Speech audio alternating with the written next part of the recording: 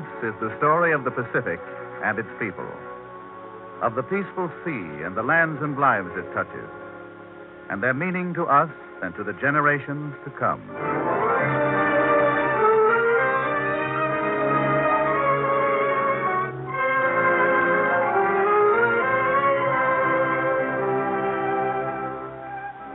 The Pacific Story, presented by the National Broadcasting Company and dedicated to a fuller understanding of the vast Pacific Basin. This broadcast series comes to you as another public service, with drama of the past and present and commentary by Dr. Yu Shan Han, authority on China and Associate Professor of History, University of California at Los Angeles.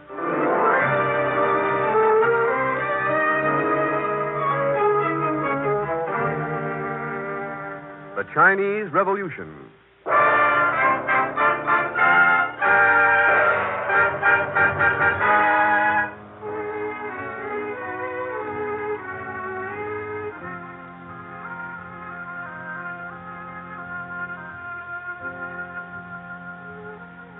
China, a peace-loving people, has a history punctuated with revolutions.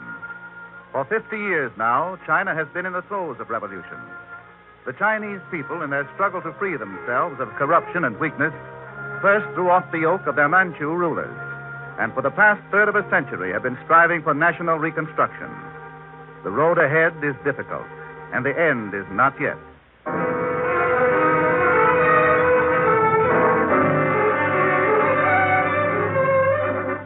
China's revolution is not yet resolved. It is a many-fold struggle for reconstruction. Generalissimo Chiang Kai-shek has said, our task of national revolution is yet to be completed. The Chinese Revolution is still in progress, reaching back 50 years to the Sino-Japanese War. In 1895, China was defeated in the Sino-Japanese War. As a result of the humiliating peace, the revolutionary movement, which had been stirring undercover for some time, began to smolder. At Canton, in a shabby office on a side street. Is there any news of the shipment, Dr. Sun? Not yet, Lu Haodong. You think anything has happened to them? All the previous shipments from Hong Kong got here? But these pistols are long overdue. They should have been here a week ago. We are in need of all 600 of the pistols. The first shipment of pistols came through. The rifles. The dynamite came through. Hello, Dr. Sun. Hello, Chung. Hello, Chen. Lu. Chung? Have you seen anything of the shipment? It has not arrived yet. We're in need of the pistols. Most of our men are without arms. Yes, and the time is getting short. Perhaps we should go down and see if they've come in. There is no reason why the pistol should not be here. They were shipped in casks of cement. I'll go down to the customs, Chum. No, Chen. You are too young. I'll go. That is right, Chen.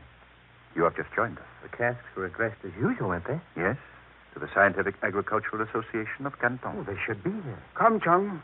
Let's go down there right away. I want to go along. No. You stay here, Chen. We shall return as soon as we find out. Why couldn't I go with them? We must take every precaution, Chen. It seems I do nothing. Just stay here around your office. There will be much for you to do. We have committed our lives to the revolution, haven't we?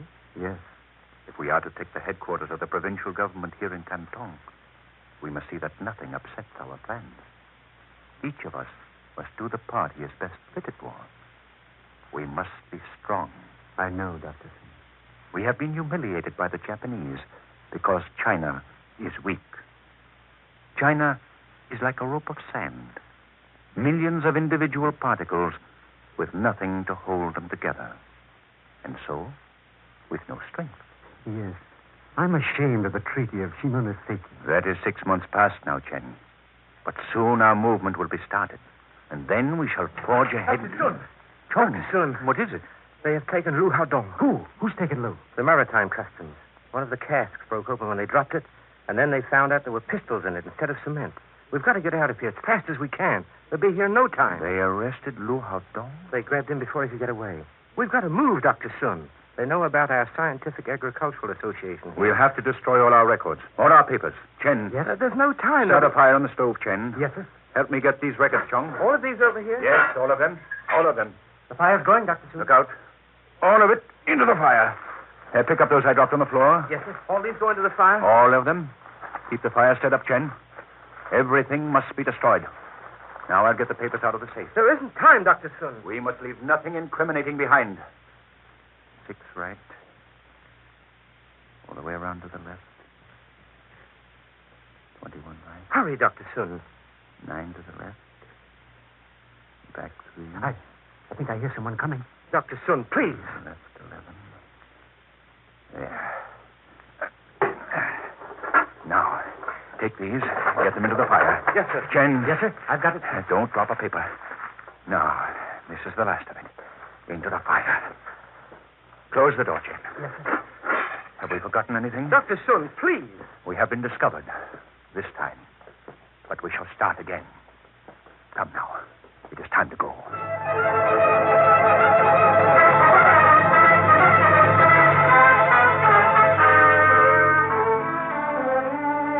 The Manchu dynasty, which had ruled China 251 years, the handwriting was on the wall. Some Chinese leaders thought it was a matter of reform or destruction. Emperor Kwang Su had taken some steps toward reform, but not to the liking of the conservatives, especially the Empress Dowager Su Si. With military force, the Empress Dowager seized the emperor, who was her nephew, threw him into confinement, and issued an edict. Certain evil-disposed persons have made the need for reforms the excuse for a revolutionary movement. These we have punished. 6 of the greatest scholars in China were put to death. A flood of treason and rebellion has been stemmed. These misguided persons overlook the important fact that public interest, and public interest alone, guides the policy of the Manchu dynasty. The rumblings of the revolution were rising in her ears. The path we pursue diverges neither to the right nor left. We admonish you to purify your ears and get rid once and for all of these false distinctions between reaction and reform. The Empress Dowager was making frantic efforts to maintain the power of the Manchu dynasty. But revolution was in the wind. Some Chinese opposed the Manchus, but wished only a measure of reform. But the strongest movement against the Manchus was the Revolutionary Party under Dr. Sun Yat-sen. Dr. Sun traveled widely in the interest of the revolution, to Hawaii, London, San Francisco, and in 1905 to Tokyo. Well, I've heard about Dr. Sun for years. Did you never see him in China? No. I was one of the students under Huang Xing and Sung Jiaojian in Hunan. You were there in the uprising? Yes. When they came here to Tokyo, we came with them. Revolutionaries from all over China are here in Tokyo. Yes. I've never seen most of these people before. Oh, there comes Dr. Sun now. Why, he's just a young man. Much younger than I expected. He's been a revolutionary since he was a boy. What a strong face. Brother Revolutionary, Dr. Sun Yat-sen. 11 years ago, in Hawaii, we organized the Sing Chongwi, Society for the Reformation of China. This organization was made up of Chinese living outside of China. Our purpose, as a moderate, patriotic society, was to seek the welfare of China. In the years since then, much has happened. It is now time to cultivate the revolutionary movement in China itself. You who make up this audience are vanguards of a modern China. You, fellow students, have come to Japan to learn the technique for a modernized China. You, fellow merchants from China, are hoping to provide for your families, especially for the future of your children. A modern China needs men and women in all walks of life to guide our fellow countrymen to become citizens of a new China. We have come here tonight for the purpose of organizing a revolutionary brotherhood, the Tongmenghui. As members of the Tongmenghui, we shall be pledged together by oath, which shall itself be secret. We shall be sworn brothers. Our objectives are for our 400 million fellow men. They are China. China must be saved. Your committee has drafted the objects of the Tongmenghui, and to these we pledge our very lives. First, to overthrow the Manchu government. Second, to establish a republic. Third, to conserve world peace. Fourth, to entreat the world powers to act favorably toward our revolutionary movement. Yes, establish a Chinese republic. Recover China from corrupt Manchu domination. Equalize land ownership. Promote world cooperation. Tongmenghui. We pledge all for China. For China.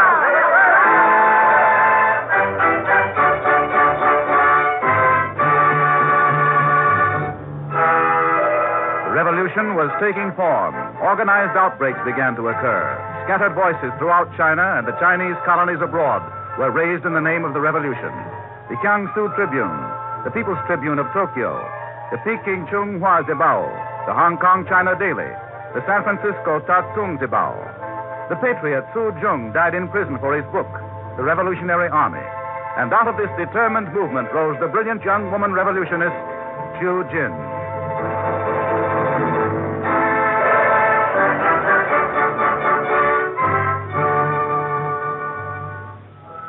Those who knew Chu Jin liked her or hated her. She is strikingly beautiful, and she is an ardent revolutionist. But she has 2 small children, and she refuses to devote her life to them.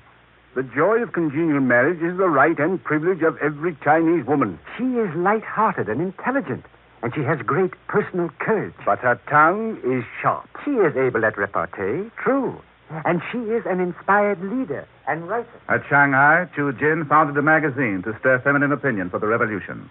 In her house, she supervised the making of bombs and took a leading part in planning the outbreak for July 19th, 1907. Chu Jin, our insurgents in Chekiang have already started the uprising. What? But it's only July 1st. The word just came. They were not to start until the 19th. That was the plan, to start everywhere at once. Oh, our whole crew will be ruined. So, you must go to my cousin, Su Lin in Anhui at once. He and all our people under him in Anhui are in danger. He must be informed. You must travel by sunlight and by starlight. Nothing will keep me from reaching him. Start at once. Yes, Chu Jin. Oh, why were our people in Chekiang so impatient? Nothing but failure and sorrow can come of it. In Anhui, the governor had ordered all revolutionaries seized. Su Lin, cousin of the beautiful Chu Jin, decided to seize the governor before the governor seized him. He invited the governor to a police drill, and when the governor approached, saluted him, then suddenly drew a pistol from his boot. Stop him! Stop! He shot the governor! He shot the governor! Su Lin was executed. And in Shanghai, a woman who disliked Chu Jin informed the police that Chu Jin was implicated in the assassination of the governor of Anhui. Chu Jin was arrested and tried. Chu Jin, you whose lips have uttered such sparkling denunciations, will you say nothing? You said nothing in defense of yourself in this trial. Do you fear implicating your fellow revolutionaries more than you fear death? Very well. Chu Jin, you have been found guilty. It is the order of this court that your life be taken from you by decapitation.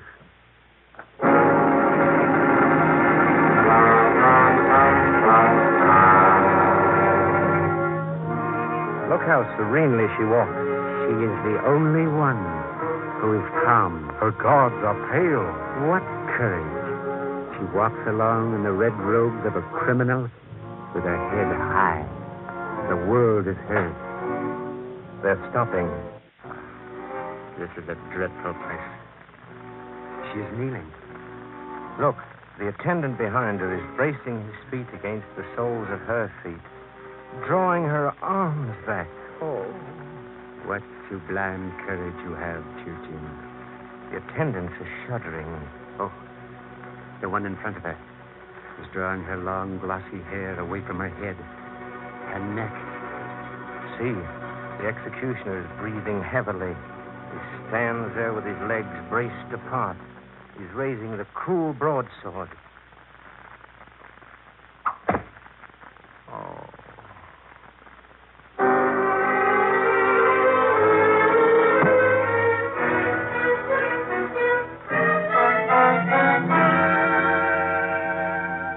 With Chu Jin's blood, the revolution soaked into the soil of China.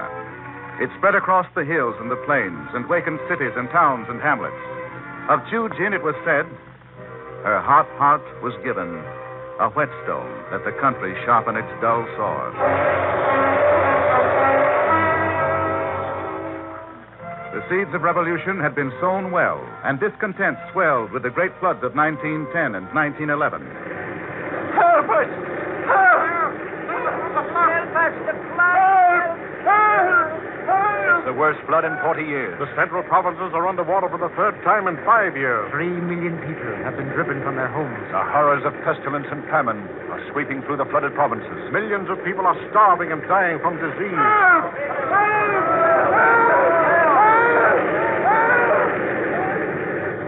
Misery and despair joined forces with the revolutionary movement, and open rebellion against the Manchus hung by a slender thread. On October 10th, 1911, in a secret ammunition depot within the Russian concession at Hankow, A revolutionary plot has been discovered in the explosion at Hankow. this is the viceroy at Wuchao. We have arrested 30 implicated in the plot and have seized their documents. Among them is the register of Dr. Sun Yat-sen's Revolutionary Brotherhood, the Tong Wong Wei. We will move against all these revolutionaries. So many people were incriminated that it was too late for the revolutionists to withdraw. The Chinese Revolution suddenly thundered down upon the Manchu government. The Imperial Artillery and Engineering Corps at Wuchang, who had been secretly won by the revolutionists, openly mutinied. Captain, Yes, Colonel Lee? direct your fire on the Viceroy's Yamen in Wuchao. Yes, sir. Bombard it and burn it. Destroy it. Yes, sir. Range 379. 379. Elevation 462. 462. Load. Fire! The Viceroy and his military commander fled. This day, October 10th, was to go down in history as Double 10, the day of the outbreak of the Chinese Revolution. The next day, Wuchang has fallen to us, Colonel Lee. Good. Today we have also taken Hanyang and its steel mills and arsenals. the revolution spread like wildfire. The next day, the Provincial Assembly of the province of Hubei joined the revolution, proclaimed its secession from Manchu rule. Hankow was captured, and with this was issued the manifesto. Rise, people of China! Rise, you people in cities and towns and hamlets, and drive out the Manchus! Yes, out with the Manchus! Down with the Manchus!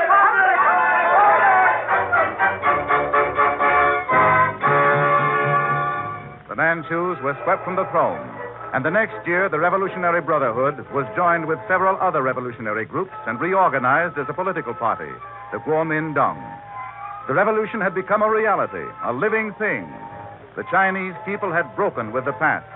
Now before them was the enormous task of working out their own destiny as a free people. For 10 years, the reconstruction program of the Revolutionary Party was forced to the background. The provincial governors struggled for power. International observers speculated on the fate of China. Why, it's a disgrace. China's in civil war. Here it is, 1923, and all China's at the mercy of the warlords. You overlook something. The Kuomintang is still a factor. Oh, factor, name only. China's overrun by selfish men. Grasping for power has become more open than it was under the monarchy. Two far-reaching things have happened this year. You know the young military genius, Chiang Kai-shek? The protege of Sun Yat-sen, yes. Chiang Kai-shek has gone to Moscow to study revolutionary technique. To Moscow? Yes. And Michael Borodin has arrived from Moscow to act as advisor to the Kuomintang headquarters in Canton. Well, it's probably just a diplomatic exchange of courtesies. It's a straw in the wind. Why'd you say that? Dr. Sun has just said, for publication, we no longer look to the west. Our faces are turned towards Russia. These events were indeed straws in the wind. Chiang Kai-shek returned, became head of the Russian-inspired Whampoa Military Academy at Canton. The sleeping dragon was beginning to bristle, and in 1926 and 27... The Kuomintang forces, in close cooperation with the Russians, are marching northward from Canton. Chiang Kai-shek is driving ahead, overcoming resistance to bring the nation under Kuomintang. Chiang Kai-shek has taken Nanking and has established the capital of China at this important city. The revolution was marching toward the unification of China, toward bringing all the nation under the Kuomintang. In 1927, the Kuomintang broke with the Chinese communists. The Kuomintang became the only legal party, but the communists held out at the point of the sword. In 1928, Chiang Kai-shek has captured Peking, the stronghold capital of the former Manchu dynasty. The capital of United China will be moved to Nanking. To eradicate memories of the pre-revolutionary days, the name of Peking has been changed to Beiping. the first stage of the revolution was passed. Ahead lay the difficult second stage, the period of political tutelage. In 1937, the communists submitted themselves to the central government and joined forces with the Kuomintang to fight the common enemy, Japan. Today, China's revolution has entered the third stage, constitutional reconstruction. Generalissimo Chiang Kai-shek has named 2 Chinese communists to the Committee of 60, assigned to work out the constitutional government, an important stride toward welding together the Republic of China. Before a unified China can arise, the political strife between the nationalists and the communists must somehow be resolved.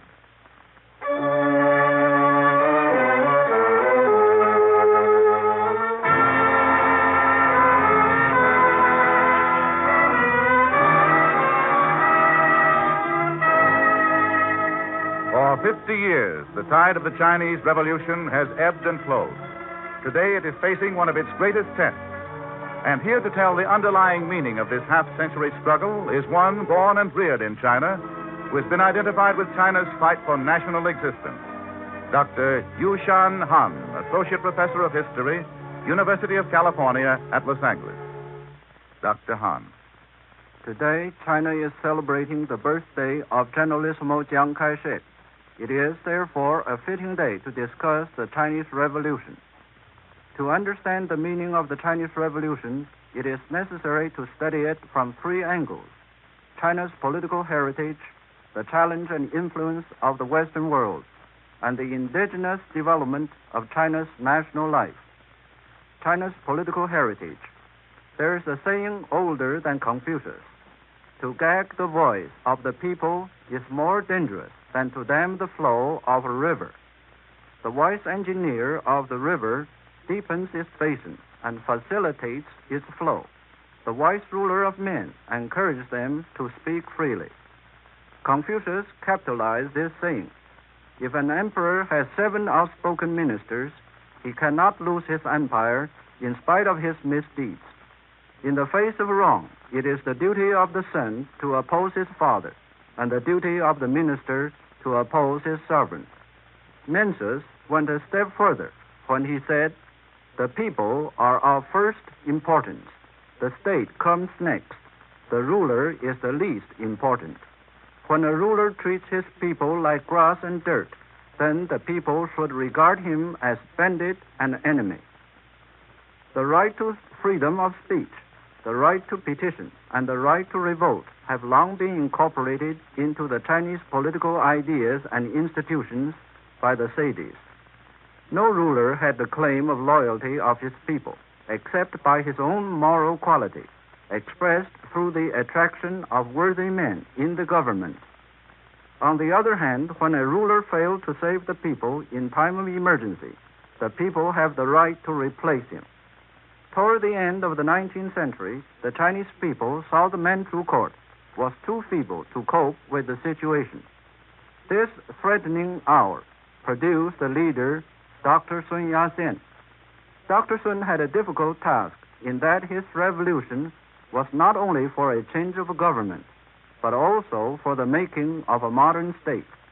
He had not only the Manchus to replace, but also the Western powers to cope with.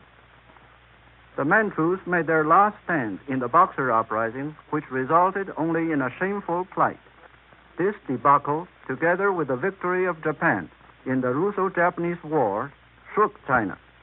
When the American Congress in 1908 voted to return the Boxer Indemnity Funds for the education of Chinese youth, China saw promise of a friend in the West. By 1910, China had 30,000 students in Japan, 300 in Europe, and 500 in the United States. Meanwhile, the Christian missions had been training men and women. From 1895 on, Dr. Sun Yat-sen had led several attempts to replace the Manchus, but each proved to be abortive, with many martyrs as the prize, until October 10, 1911, when the first final shots were fired. In less than 4 months, the Manchu rule came to an end. From 1912 to 1926, China remained a republic in name, but torn in factional warfare among newly risen warlord adventurers. The political and economic domination by foreign powers was left unchallenged. This brings us to the phase of indigenous development of China's national life. In China's effort at total national reconstruction, Dr. Sun realized the importance of external assistance. Such assistance had been necessary even in the days of George Washington. He longed for a Lafayette, but after the First World War, the victorious powers only increased their special privileges and often blocked the revolutionary movement. At this juncture, Russia voluntarily surrendered her extraterritorial rights and withdrew her forces from China. As a result, an entente cordiale between Moscow and Dr. Sun's revolutionary government at Canton was established in 1923. Dr. Sun was not a communist and made no secret of his opposition to communism. Unfortunately, Dr. Sun died in 1925, but his will was taken up by the people as a symbol of national ideals.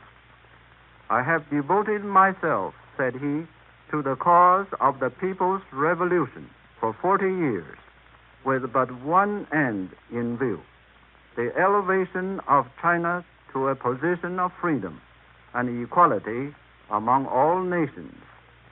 To achieve this end, it is imperative to realize the Sanminzhuyi, the three people's principles, a government of the people, by the people, and for the people. For this program, Chiang Kai-shek and his associates have been striving for the last 17 years. The Communist Party has contributed its share by acting as a check to the one-party government and by fighting for the common cause. The road to a political, economic, and social democracy is a rugged and long one, but the people of China have determined to do what they ought and bear what they must. Thank you, Dr. Yu Shan Han.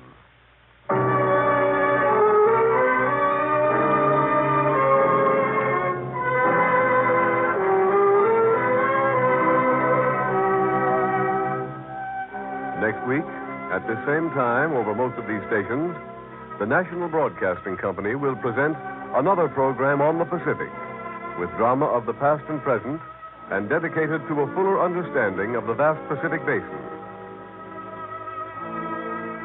A reprint of tonight's Pacific Story program is available at the cost of 10 cents. Send 10 cents in stamps or coins to the University of California Press, Berkeley, California. The address again, University of California Press, Berkeley, California.